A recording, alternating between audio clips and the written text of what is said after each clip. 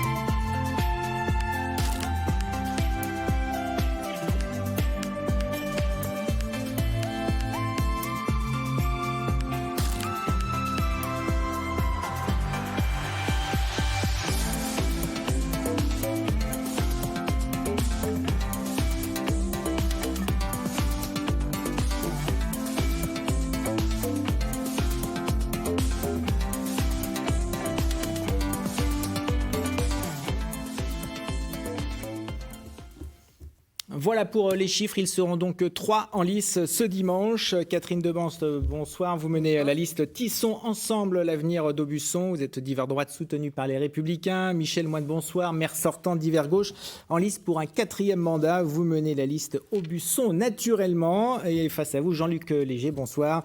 Vous menez une liste d'hiver centre soutenue par le PS et la République en marche. Avant d'évoquer vos programmes, vos projets pour Aubusson, de parler de la gestion de la crise sanitaire que nous avons vécu. Un retour sur les résultats du premier tour et ses conséquences. Catherine Debanse, on l'a vu, vous êtes arrivée en 3e position avec 21,8% des suffrages. Vous avez été très courtisée par les deux candidats. Vous n'avez pas cédé à leur demande. Pour quelle raison ? Tout simplement, déjà, je voudrais revenir que nous ne sommes pas soutenus par les Républicains. Nous sommes... Vous étiez soutenus par Jean Auclair. Oui, au départ. Après, les choses ont fait qu'on a pris une certaine indépendance. Voilà, donc le décor est posé. Donc, notre fusion, nous avons refusé une fusion avec M. Léger et M. Moine, puisque nous voulons rester indépendants, ça on en est très sûr. On veut un nouvel avenir pour Aubusson, loin du passé, des hommes, des affaires financières et judiciaire, et on ne veut surtout pas être éclaboussé par tout ça. Donc, nous voulons vraiment rester indépendants et remercier surtout les électeurs qui nous ont fait confiance, parce que 21,8 pour une première fois, c'est pas si mal. Pas d'alliance non plus possible avec Jean-Luc Pissalou. Il est d'hiver droite. Est-ce que vous lancez un appel à ses électeurs ? Écoutez, nous avons rencontré déjà M. Pissalou. On n'a pas plus... Non, si vous voulez, ces demandes étaient, à mon avis, un petit peu... Oui, non, c'était pas intéressant. Et puis, on n'a pas senti cette âme de travailler ensemble. Et je pense qu'on aurait eu du mal à travailler ensemble. On n'était pas du tout sur les mêmes... Même si les grandes idées étaient là, je pense que le personnage aurait été compliqué. Alors, Jean-Luc Léger et Michel Moine, vous avez approché Catherine Debanse. Vous auriez aimé fusionner avec elle, Michel Moine ? C'était une éventualité sur laquelle, effectivement, nous avons échangé, parce que je crois que nous pouvions faire la démonstration qu'au-delà de ce qui nous divise, nous pouvions nous rassembler sur ce que nous partageons, c'est-à-dire cette vision d'Aubusson pour les années à venir. Ça n'a pas pu se faire. Pour quelle raison ? Ça n'a pas pu se faire, je le regrette. Et donc, nous sommes dans la configuration que vous avez devant vous. Finalement, est-ce que c'est une configuration qui vous arrange que Catherine Debanse n'ait pas pu s'allier avec Jean-Luc Léger, par exemple ? On verra bien ce que les électeurs décideront. Vous parliez de M. Pissalou à l'instant. Je voudrais dire que 10 des candidats qui étaient sur sa liste appellent à voter pour la liste Aubusson naturellement que je dirige. Donc on verra s'il y a un report des voix. Jean-Luc Léger, la fusion avec Catherine Debanse, ce front commun contre Michel Moine n'a pas fonctionné ? Alors, il ne s'agissait pas de faire un front commun contre Michel Moine. Il s'agissait pour nous de continuer l'union comme on a commencé à le faire au premier tour, puisque je rappelle que si moi je suis socialiste, si d'autres sur ma liste sont de gauche, j'ai aussi des écologistes et j'ai aussi des centristes, puisque nous avons aussi le soutien du MoDem et nous avons également des personnes, donc des personnalités de droite. Donc pour moi, il était tout à fait logique de tendre la main à Mme Debanse, qui n'a pas souhaité nous rejoindre. Je respecte complètement sa position et je remercie d'ailleurs Mme Debanse pour cette campagne extrêmement courtoise qu'elle mène depuis le début. Voilà, donc on est effectivement devant la configuration que l'on connaît, mais c'est vrai que je regrette qu'on n'ait pas pu poursuivre l'unité un peu plus loin. Eh bien, écoutez, aujourd'hui, je crois que le vote utile, c'est pour rassembler pour Aubusson. Nous avons également des candidats donc, qui s'étaient présentés derrière M. Pissalou qui appellent à voter pour nous. Mais je crois qu'il y en a aussi qui appellent à voter pour Mme Debin, ce qui est une sorte d'éclatement des candidats et des électeurs, j'ai l'impression, qui suivaient M. Pissalou et qui vont finalement sans doute voter pour les 3 candidats. 46 voix simplement vous séparent. La différence, ça va se faire sur les abstentionnistes. Il y a eu 53% de participation, donc il y a un réserve de voix.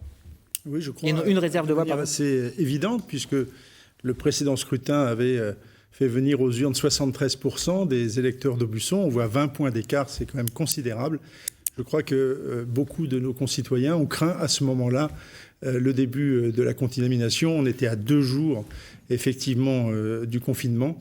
Et beaucoup d'entre eux se sont vus inquiets par rapport à la situation de se retrouver comme ça ensemble. Je voudrais dire, et pour tout le monde, que toutes les mesures seront prises pour le scrutin du 28 juin, y compris on distribuera des masques aux personnes qui n'en possèdent pas.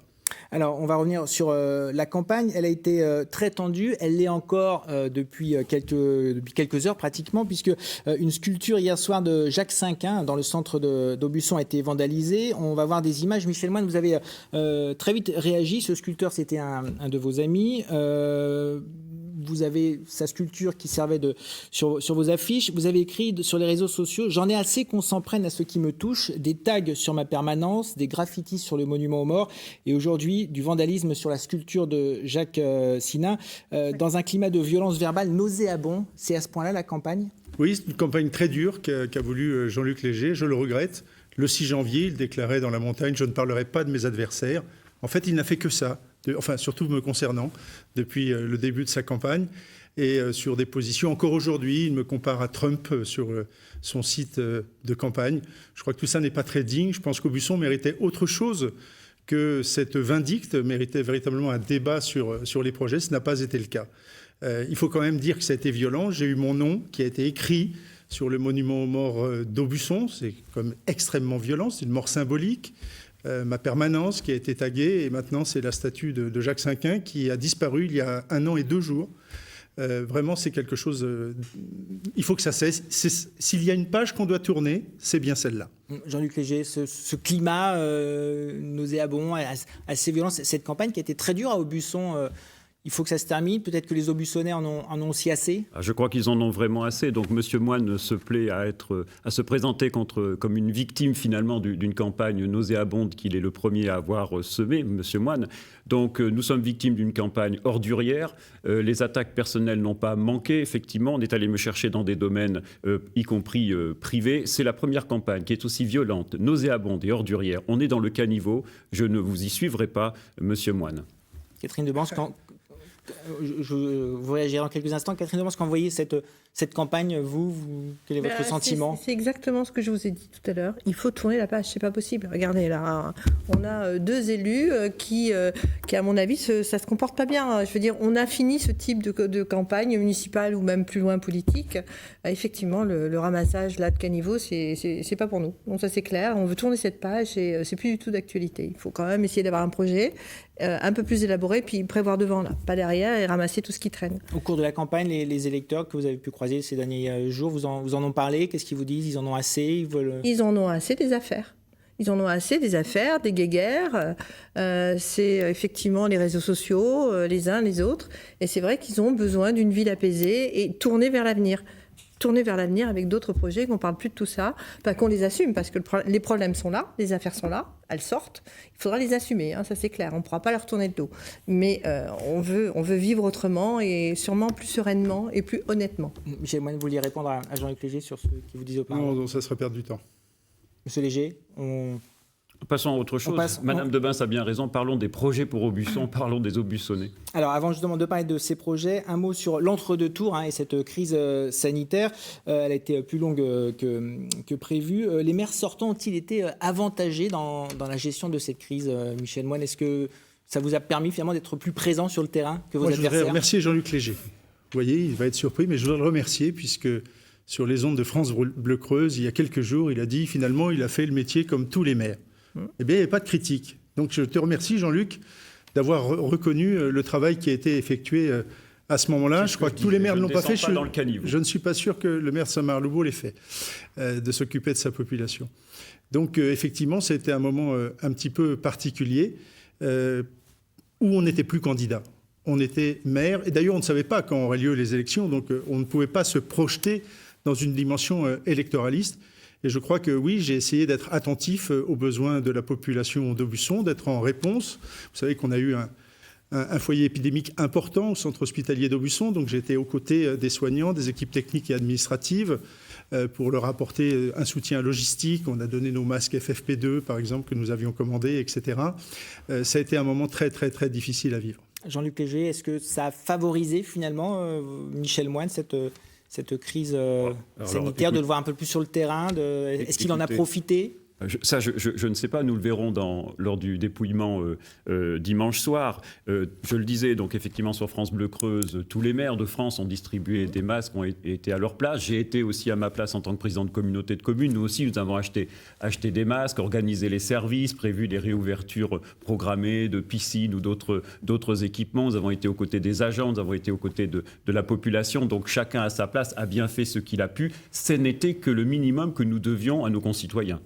Catherine Debanse, il y a eu des aides d'un montant de 185 000 euros, si je ne me trompe pas, 150 000 euros pour les commerces et 35 000 euros de bons d'achat aux habitants. C'est une bonne mesure ? C'est une bonne mesure pour les habitants et pour le commerce, bien sûr. Par contre, ce que je n'ai pas aimé, enfin, ce que nous n'avons pas aimé, parce que je ne suis pas la seule, c'est la façon dont ça a été fait. Moi, j'ai trouvé dommage, Monsieur Moine, que vous mettiez déjà Facebook, enfin les réseaux sociaux, les médias, etc., comme quoi l'action était faite, alors que ça n'était pas encore voté par le conseil municipal qui, évidemment, l'a validé. Mais vous voyez, il y a eu des petites choses comme ça où je trouve que vous vous êtes mis beaucoup en avant. Et c'est sûr, vous avez fait le rôle de maire, votre job, je suis d'accord, comme je l'ai dit dernièrement aussi pour Monsieur Léger, vous avez fait le job. Et effectivement, le contraire aurait été plus que gênant. Mais il y a eu 2-3 attitudes qui m'ont gênée, même par rapport aux soignants. Je suis soignante, hein, pour le petit détail. Vous avez trop stigmatisé. Alors, c'est sûr que la population a besoin de savoir, mais dire que c'est l'infirmière, machin bidule, non, il faut dire un agent, déjà, mais ça, je vous l'ai dit. Après, vous avez modifié les choses. Et le fait que vous écriviez à Madame la préfète et au directeur de l'ARS pour dire il faut des tests et il faut mettre le traitement du docteur Raoult, je ne pense pas que vous soyez infectiologue. Moi, je trouve qu'il y a des choses, vous avez été trop en avant, même par rapport à la directrice de l'hôpital. Et moi, ça m'a gênée. Ça m'a gênée, voilà. Je regrette que vous m'ayez si mal lu pendant cette période. Je n'ai stigmatisé évidemment personne. Au début, si. Non. Après, non, parce que je vous l'ai dit. Stigmatisé évidemment personne. Nous n'avons pas eu d'échange à ce moment-là. Ce n'est pas exact. Bah, si. Et j'ai veillé à ce qu'il n'y ait pas de rumeur à Aubusson. Et il m'a semblé de mon devoir de faire en sorte que la population soit informée en temps et en heure. Je suis président du conseil de surveillance vous dans n'êtes cet pas hôpital. directeur de l'hôpital. Je suis président de ce conseil de surveillance. J'ai travaillé en parfaite harmonie et avec la directrice de l'établissement par intérim et avec la direction départementale de l'ARS, en pleine confiance. Et je dois rendre hommage au travail qui a été fait par les soignants, par les équipes techniques et administratives. Toutes les semaines, nous avions une conférence téléphonique et je peux vous dire que sans l'engagement, sans faille qu'il y a eu, la situation aurait été bien pire que celle que nous avons connue. Donc il faut ne pas oublier aussi tout ce travail qui a été fait. J'étais un maillon de la chaîne. Je n'ai pas tiré la couverture à moi. Vous ne l'avez pas vu de grands articles dans la montagne pour dire nous avons distribué ceci, cela. Nous avons été modestes, nous avons été pleins d'humilité. Nous sommes allés chercher des masques FFP2, nous sommes allés chercher des masques chirurgicaux. Je remercie les établissements Michelin à Clermont-Ferrand de nous en avoir confié 7000 pour l'établissement, à un moment où il était difficile de trouver ce ce je ne suis pas d'accord. Allez-y, Catherine Debanse et Monsieur Léger après. Voilà, j'en étais. Vous dites que vous n'êtes pas, vous en avez pas tiré parti. Je suis pas d'accord. J'ai eu un petit souci au départ, cadre de santé hygiéniste. Donc je suis assez bornée et je connais bien toutes les mesures barrières. Je vous ai donc envoyé un mail début avril pour vous dire qu'il y a les containers, etc. C'est une petite histoire, mais les containers poubelles étaient grands ouverts. Donc j'ai signalé à Monsieur Léger, président de Comcom, qu'il serait bon de les refermer.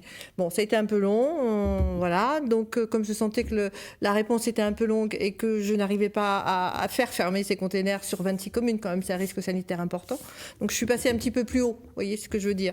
Et donc, effectivement, Madame la préfète a pris le fait de les fermer. Mais Monsieur Moine a écrit noir sur blanc j'ai fait fermer les poubelles que Monsieur Léger n'a pas fait. Madame de Benz. Il y a toujours un truc, il y a toujours quelque chose. Madame de Monsieur Benz, Léger, c'est bien moi qui ai pris. Monsieur Léger, C'est moi qui ai pris Monsieur l'arrêté. si vous permettez, C'est bien moi qui ai pris l'arrêté municipal. Laissez Monsieur Léger répondre. C'est lui qui a pris la décision tout seul de laisser les couvercles ouverts. Pas plus que je ne voulais aller dans le caniveau, je n'irai pas dans les décharges. Alors, juste pour qu'il n'y ait pas d'ambiguïté par rapport aux containers que nous avions laissés ouverts, en réalité, en France, il y avait 2 versions. Vous aviez la moitié des collectivités qui collectaient les ordures ménagères qui étaient pour l'ouverture donc des containers, parce qu'il y avait une préconisation ancienne de l'ARS qui demandait, dans ce cas de figure, de les laisser ouvertes. Et vous aviez d'autres recommandations, en particulier de la DDT, qui disaient qu'il fallait les fermer. Quand Madame la préfète nous a dit de les fermer, il n'y a eu pas de souci, évidemment, nous les avons fermés. Par rapport à ce que disait... un arrêté municipal pour y arriver. Oui. Je rappelle que c'est le maire qui est responsable de l'hygiène sur la voie publique. Nous vous remercions, monsieur Moine, de vos recommandations. Par rapport au secret professionnel et secret médical, effectivement, monsieur Moine a été à la limite de les respecter. J'en veux pour preuve ce que vous avez osé dire sur notre directrice des services, pour laquelle il avait dit sur une page Facebook qu'elle était atteinte du coronavirus. Tant mieux pour elle, elle ne l'avait pas. Et d'ailleurs, le lendemain, vous avez rectifié votre poste. Vous aviez trop peur qu'on fasse une capture d'écran. Monsieur Moine, vous ne respectez même pas le secret ni médical ni professionnel. Tout ça parce que vous étiez en campagne et que vous vouliez faire croire que vous aviez comme des dons miraculeux, comme le Raoult, qui effectivement aujourd'hui, les vertus de monsieur Raoult sont moins connues qu'il y a 2 mois. Moi, je ne suis pas médecin, donc je ne donne pas de préconisation médicale. Alors voilà pour le passé, pour les semaines passées. On va maintenant quand même parler de l'avenir d'Aubusson. Oui. Est-ce que cette crise a fait évoluer vos programmes, vos orientations, par exemple Très concrètement, immédiatement, pendant cette période, nous avons réfléchi à mettre en place une aide, vous venez de l'évoquer tout à l'heure, une aide directe auprès de nos commerçants qui ont été évidemment très impactés. À Aubusson, le commerce, c'est quelque chose d'essentiel. C'est une des caractéristiques majeures de la commune. Et donc, nous avons adopté le 4 juin au conseil municipal, à l'unanimité, sans abstention. Je m'en félicite, puisque vos partisans, Madame de Benz et tes partisans, Jean-Luc, l'ont voté. Donc, c'est une bonne chose. Il y a une unité qui s'est faite autour de ce projet, de manière à aider directement nos commerçants. Les premières demandes de dossiers sont arrivées aujourd'hui. Et par ailleurs, nous avons mis en place, ça a été aussi dit par Madame de Benz, je vois que la commune d'Argentat fait la même chose dans les jours qui ont suivi, d'une distribution de ce qu'on appelle à Aubusson des C-cadeaux, c'est-à-dire des chèques cadeaux d'une valeur de 10 € par personne, de manière à inciter à la reprise de la consommation dans les commerces de centre-ville ou dans les commerces de proximité. Mais concrètement, dans vos programmes, est-ce qu'il y a des choses auxquelles vous n'aviez pas forcément pensé et que vous comptez mettre en place si vous êtes élu dans les prochains mois, les prochaines années, Catherine Debenst ? Moi, je reste sur ce problème qui s'est passé quand ce Covid nous est tombé dessus, il n'y a pas d'autre terme, où c'était quand même un peu le bazar entre des masques périmés. C'est vrai que ça a été un flou artistique, mais ça se comprend. C'est quand même quelque chose de nouveau que personne ne connaissait. Donc ça a été très compliqué et je ne tire pas sur l'ambulance. Ça a été très compliqué à gérer et beaucoup de gens ont fait ce qu'ils ont pu. Moi, j'aimerais, dès le départ, mettre en place ce qu'on appelle un plan blanc dans la municipalité qui existe partout. Enfin, moi, je l'ai utilisé et fait mettre en place dans les établissements où j'ai travaillé. C'est-à-dire qu'il arrive quoi que ce soit un Covid, une grippe, une inondation, une canicule, le personnel sait ce qu'il a à faire. Il y a des fiches actions tout de suite. Il y a les moyens à mettre en œuvre au niveau des personnels. Il y a du matériel aussi, éviter qu'il soit périmé. Est-ce qu'il y a une organisation avec l'hôpital, etc. Il y a des choses à gérer parce qu'il faut d'abord mettre la sécurité et les gens en sécurité. Et après, on peut faire des actions commerciales. Mais moi, je pense qu'il est important d'avoir déjà une sécurité au niveau sanitaire des gens et qu'on puisse répondre immédiatement au risque qui est en cours. N'importe quel risque. Jean-Luc Léger, est-ce que vous avez réadapté votre programme ? Oui, beaucoup de communes maintenant envisagent ce qu'on appelle des déplacements en mode doux, plus de vélos, plus de trottinettes. Oui. Je crois qu'il faut absolument qu'on tire les leçons de ce qui s'est passé, tant sur le plan sanitaire qu'économique, social, organisation de la société. J'ai d'ailleurs un peu peur qu'avec le temps qui passe, on oublie. Et ce serait une faute. Alors, nous avions l'avantage sur notre programme d'avoir déjà pointé des enjeux qui se révèlent encore plus vrais aujourd'hui. La transition écologique, la nécessité de relocaliser la production, de faire des circuits courts. Et je crois qu'effectivement, il faut aller toujours plus loin dans ce cadre-là. Défendre l'hôpital, nous avons tous applaudi les soignants à 20h. C'est très bien pour eux, mais ils attendent autre chose. En ce moment a lieu le Ségur de la santé. Il faut faut absolument que l'hôpital redevienne une priorité dans ce pays. Et à Aubusson comme ailleurs, ça fait 20 ans qu'on casse l'hôpital. La droite, la gauche, le milieu, tout le monde l'a fait. Et là, on se rend compte qu'on a besoin d'hôpitaux de qualité et de soignants qui soient bien payés. Donc ça, il faut le faire. Ce n'est pas la compétence directe d'une mairie, mais le maire est quand même président d'un conseil de surveillance. À cet égard, d'ailleurs, j'aimerais beaucoup que les élus qui ont beaucoup servi justement pendant cette crise soient mieux reconnus par le système sanitaire. Il faut absolument que le maire redevienne, à mon avis, non pas seulement président de conseil de surveillance, mais président de conseil d'administration, avec une vraie capacité de décider. Je crois qu'il faut que l'ARS ne soit plus l'État dans l'État. Je crois qu'il faut redonner de la démocratie dans ce système sanitaire. Voilà une des leçons que je tire. Et puis, en tant que président de communauté de communes, nous déployons actuellement aussi sur Creuse Grand Sud donc, des aides pour notamment le commerce et l'artisanat qui ont souffert et qui risquent encore plus demain de souffrir. On est peut-être à la veille d'une crise sociale majeure. Il faudra être là en tant que communauté de communes, là en tant que centre communal d'action sociale, et là ça relève du maire, pour être solidaire de l'activité économique et des gens qui demain peuvent être en grande difficulté sociale. On a beaucoup parlé dans cette crise d'un retour de la campagne, du télétravail. Est-ce que le Limousin et donc la Creuse et donc Aubusson ont une carte à jouer sur l'accueil d'entreprises, de relocalisation du télétravail ? C'est un projet que vous pourriez mettre en place ? Je le dis depuis longtemps. Vous savez que je suis assez proche d'Arnaud Montebourg et qu'on a beaucoup entendu sur ces questions ces dernières semaines. Oui, Aubusson a une carte à jouer, bien évidemment. Nous avons à la fois des capacités d'accueil physique, d'activité, et puis nous sommes capables aussi d'offrir un environnement de vie agréable pour des gens qui recherchent effectivement à déconcentrer leur activité par rapport aux grandes villes où ils vivent actuellement. Bon. Nous pouvons le faire. La fibre est en train d'arriver à Aubusson. On avait commencé par la montée en débit, maintenant c'est la fibre. Les travaux ont lieu en ce moment dans la rue Château-Favier. Donc effectivement, Aubusson est une ville très connectée, qui va être très connectée dans les mois qui viennent. Et pour nous, c'est un atout considérable. C'est la communauté de communes qui paye le déploiement de la fibre, donc nous sommes bien placés pour le savoir. Nous attendons d'ailleurs l'autorisation qui traîne un petit peu de l'emplacement d'un central de raccordement de la part de la mairie. C'est les services de Dorsal qui nous le disent, mais tant mieux si l'affaire est en train de se résoudre. Les Aubusonnais sont pressés d'avoir la fibre. Oui, le télétravail est une des solutions. Aubusson a un cadre de vie agréable.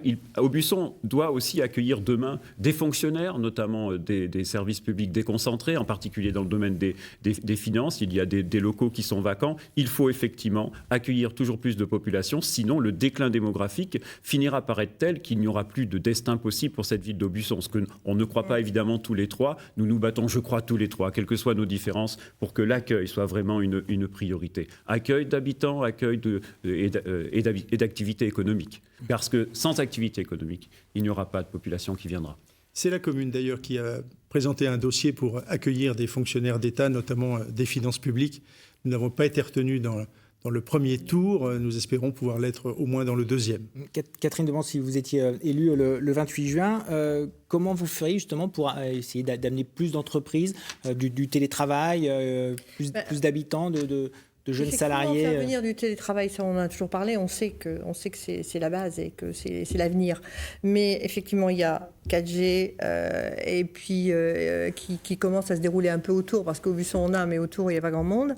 La fibre bien sûr, mais qui dit ça, dit aussi des locaux, mais ça on en a aussi, c'est parce qu'il manque, pour faire un peu de coworking avec des endroits conviviaux, ça c'est pas un souci. Par contre, ce qu'il faudra vraiment appuyer et se rapprocher des régions, c'est la mobilité, parce qu'à un moment donné, ces gens-là, ils doivent bien retourner au siège. Et là, il faut peut-être qu'on ait des trains en face. Et puis surtout, une correspondance de bus. Parce que en ce moment, on a des trains, on n'a pas le car qui va en face. Donc, il y a des choses qui se passent, associatifs, RICOP, mais c'est pas avant 2022. Donc, il y a effectivement, pour amener des gens vers nous, il faut qu'on se développe et qu'on se rapproche de tout, effectivement, qu'on ait la fibre, qu'on ait des transports, que cette mobilité soit bonne, que les routes soient correctes. Il y a un ensemble, et puis un hôpital qui marche, alors là, évidemment, et puis et tout ce qui est culturel autour, bien sûr. Est-ce que ça veut dire que les 6-10 prochaines années vont être capitales pour Aubusson, pour finalement rester en vie, mais qui est vraiment que la ville continue de se développer, continue d'attirer? Moi, j'en suis persuadé. Oui. Je crois que tout se joue dans les 12 prochaines années, l'équivalent de 2 mandats. Deux mandats, je vous vois venir. Soit nous tournons la page, effectivement, et nous allons de l'avant, on arrive à redresser les choses, ce qui n'est pas simple, soit le déclin continue, et après on sera à un seuil critique qui ne permettra plus, à mon avis, de se redresser. Nous n'y croyons pas, nous allons nous battre, notamment pour le désenclavement. Numérique, nous en avons parlé. Ferroviaire, reconnecter le train et le car, ça n'est plus fait. Le désenclavement routier, nous en avions parlé lors du premier tour, il faut absolument améliorer cet axe qui est l'axe Limoges-Clermont. Donc voilà des batailles. Et on se rend compte, nous avons parlé de l'hôpital, nous avons parlé du désenclavement, nous nous rendons bien compte à quel point nous devons être sur de multiples chantiers, sur de multiples enjeux, avec des moyens réduits. Alors il faut aller chercher les aides ici et là, se reconnecter au buisson, aux décideurs, qu'ils soient locaux ou nationaux, pour aller chercher et des moyens financiers et des soutiens politiques. Michel Moine, vous briguez un 4e mandat au buisson. Voilà, si vous êtes réélu dans 6 ans, qu'est-ce que vous aimeriez amener de plus par rapport à vos 3 mandats précédents? Je crois que dans les 3 mandats qui s'achèvent, Aubusson n'a pas pris de retard. Je crois qu'Aubusson ne s'est pas endormi.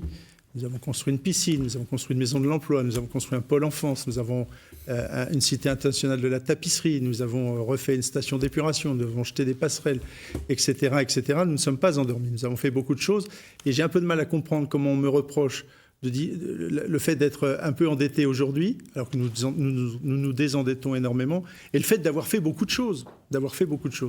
Donc les 12 prochaines années sont certainement très importantes. Les 12 précédentes l'ont été tout autant. Donc c'est un travail de tous les instants. C'est le mythe de Sisyphe. Vous savez, on est toujours en train de remonter le rocher en haut de la montagne.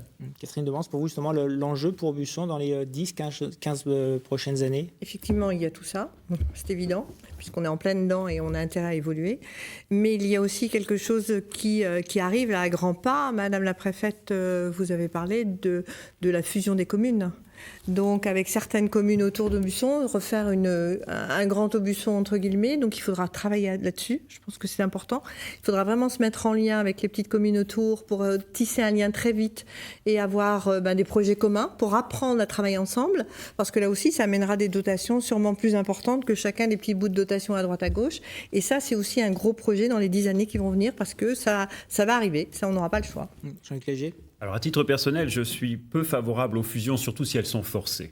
Parce que les élus ont été, malmenés ces dernières années avec des fusions obligatoires de communautés de communes, des grandes régions, des grands cantons. Et ils ont eu le sentiment souvent d'être dessaisis de leur destin. Donc, alors, si 2 maires ou 2 communes veulent absolument fusionner, pourquoi pas? Mais je suis très réticent par rapport à ce chantier-là. Je crois plus à garder l'indépendance de chaque commune, même petite, parce que les gens y tiennent, mais avoir une communauté de communes mieux partagée. Des communautés de communes, non pas imposées, mais avec des projets partagés. Ce que je rajoute aussi, c'est que tout à l'heure, je disais, il faut être sur de multiples fronts, et c'est vrai, nous en avons tous conscience, et c'est compliqué, mais je veux dire aussi qu'il y a des climats qu'il faut changer. Il y a sur cette ville une chape de plomb, il faut libérer les énergies, il faut faire voler en éclats cette chape de plomb qui pèse et qui crée effectivement le climat nauséabond dont on parlait tout à l'heure en ouverture de ce débat.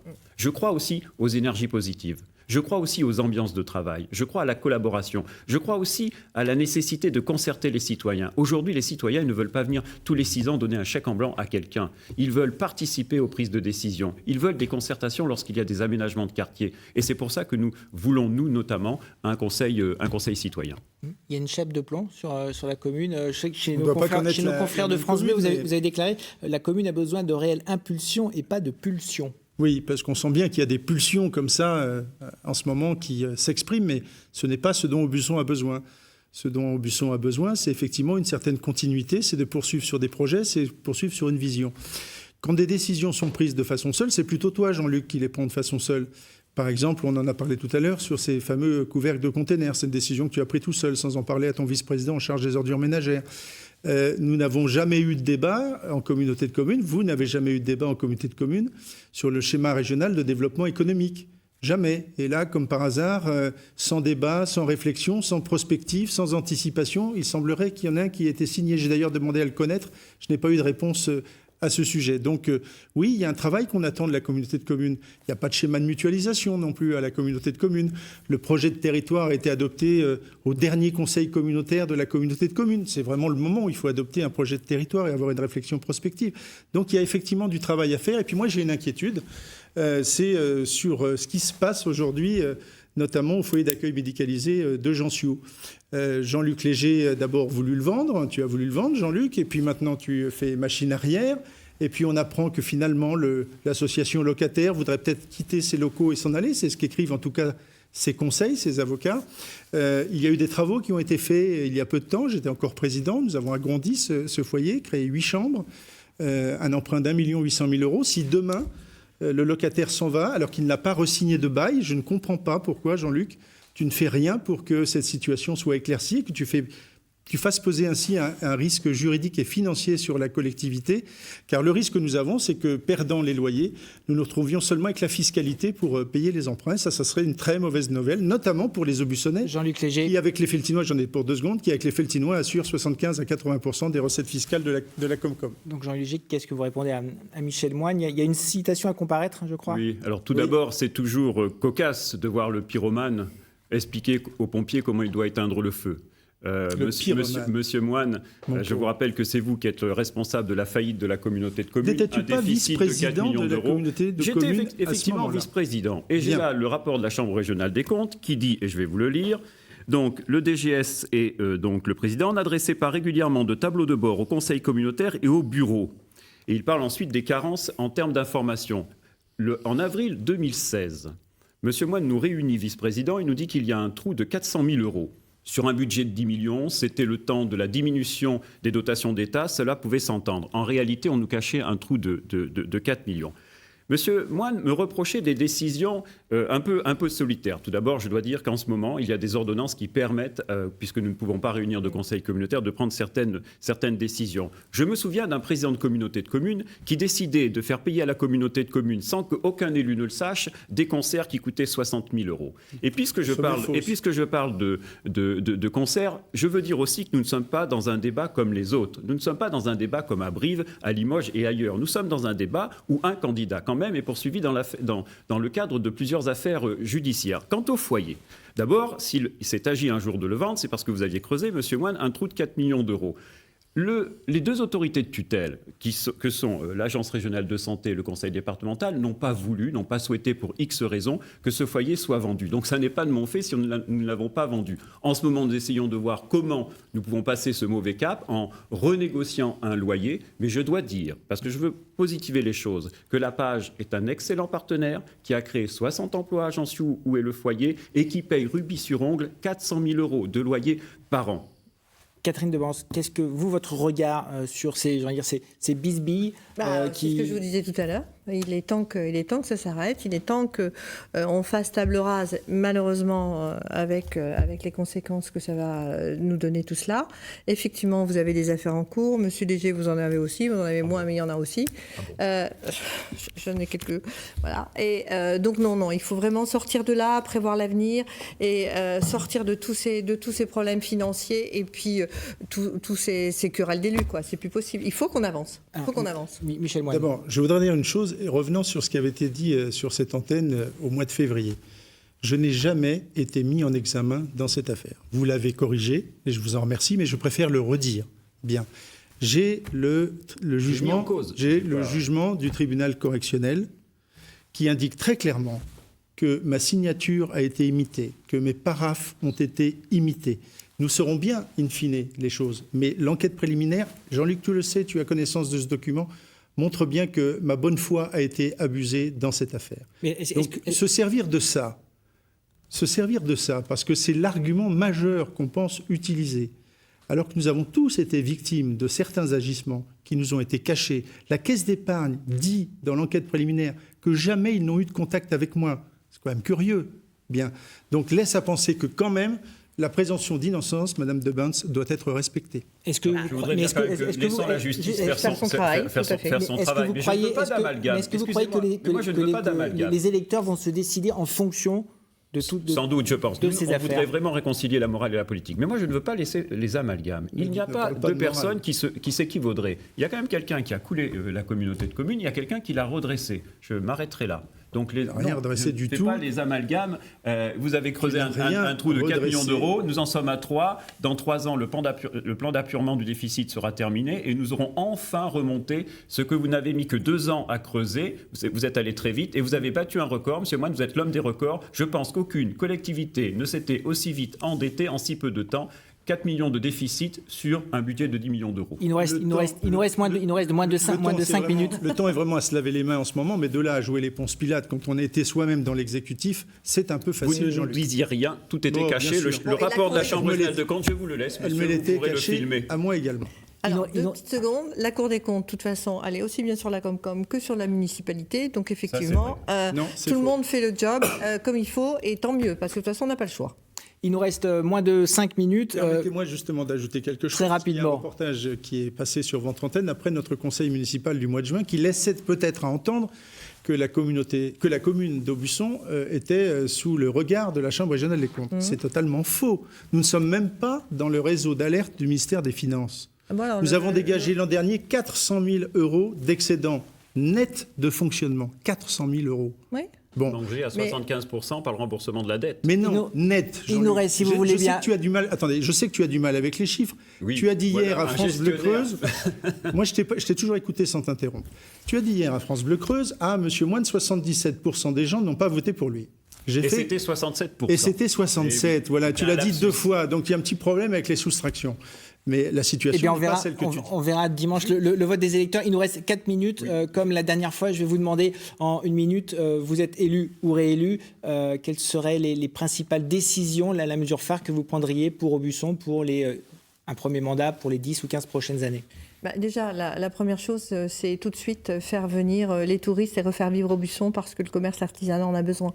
Donc effectivement, se mettre pas mal en réseau département, il y a pas mal de choses qui se passent.